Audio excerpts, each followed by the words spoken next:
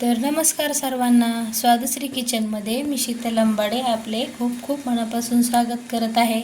तर आज आपण बनवणार आहोत आलूचे पराठे।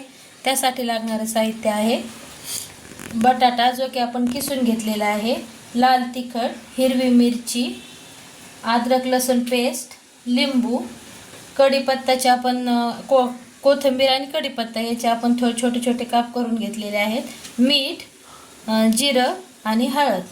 आणि आता आपण पुढच्या रेसिपीला सुरुवात करणार आहोत। चला तर आपण आता स्टफिंग बनवून घेऊया। यामध्ये कढई तापलेली आहे, त्यात आपण तेल टाकलेलं आहे, तेल ॲड केलेलं आहे। आता आपण त्यात टाकणार आहोत जिरं, जिरं छानसे सोनेरी बुडायचे आहेत आपल्याला। जिरं तडतडायला लागले की त्यात आपण घालणार आहोत अद्रक लसूण पेस्ट,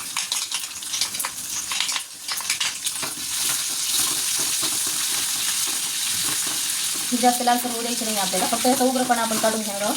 थोडंसं आपल्याला परतून घ्यायचं आहे, किंचित जास्त नाही घ्यायचं। नंतर आपण आता ॲड करणार आहोत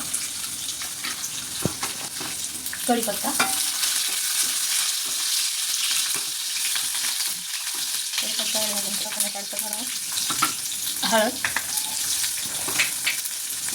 नंतर आपल्याला लगेच लाल तिखट ॲड करायचं आहे।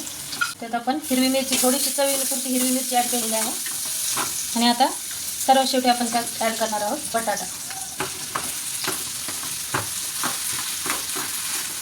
याचं थोडंसं परतून घ्यायचं आहे आणि मीठ पण ॲड करणार आहोत चवीनुसार। छानसं असं परतून घ्यायचं आहे, जास्त परतायची गरज नाही आहे ना, लगेच तयार झालेलं आहे।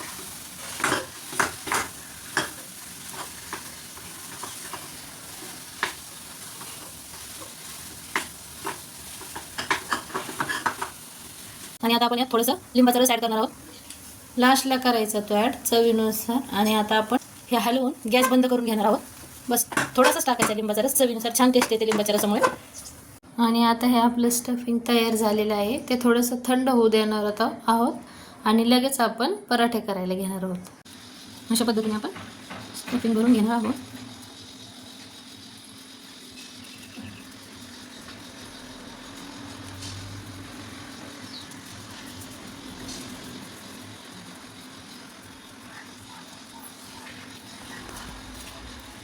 आणि आपण आता हा पराठा लाटून घेणार आहोत।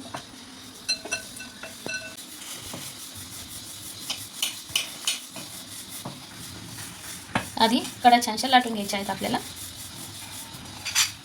आणि हळूवर लाटायचा आहे पराठा लाटताना, जास्त जोर नाही द्यायचा, स्टफिंग बाहेर येण्याची भीती असते त्यामुळे।